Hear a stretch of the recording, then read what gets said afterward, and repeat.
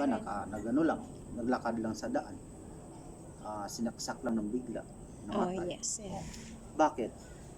Dahil naka-appointed, that's the word appointed, naka-schedule. May oras, may panahon na ang tao mamatay. That's right. Amen. Yan ang sabi din sa Ecclesiastes chapter 3 verse number 1. A time to be born and a time to die. May oras na tayo ay nabuhay. Tapos na ang oras na nabuhay tayo, kaya matinawag tayong birthday. And a time to die. May araw din nga tayo ay mamatay. Kaya may tinawag din na death anniversary. So, 100% tayo ay mamatay. Tanong ko sa iyo, bakit tayo mamatay? Bakit ang tao mamatay? No. Sa iyo, anong idea mo? Bakit ba tayo mapatay ang tao? Bakit mamatay yung tao?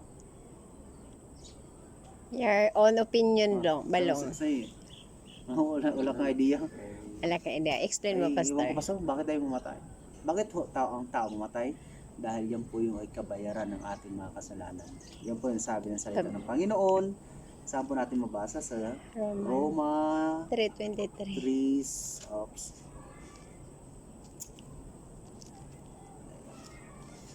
3. Ipinapakita ko talaga sa iyo para ano. Pwede rin pabasa mo sa kanya, Pastor.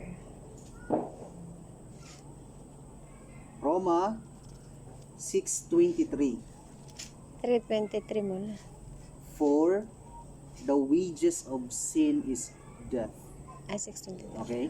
Ang bayad, there's wages, ang bayad sa kasalanan ay Kamatay. kamatayan. Kaya tayo mamatay.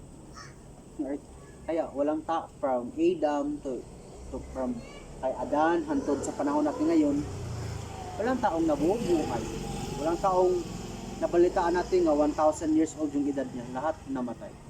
Kaya yung menteryo palaging napupuno. Nagsisiksikan. Bakit? Dahil yung kabayaran ng ating kasalanan ay kamatayan. Kamatay. But the gift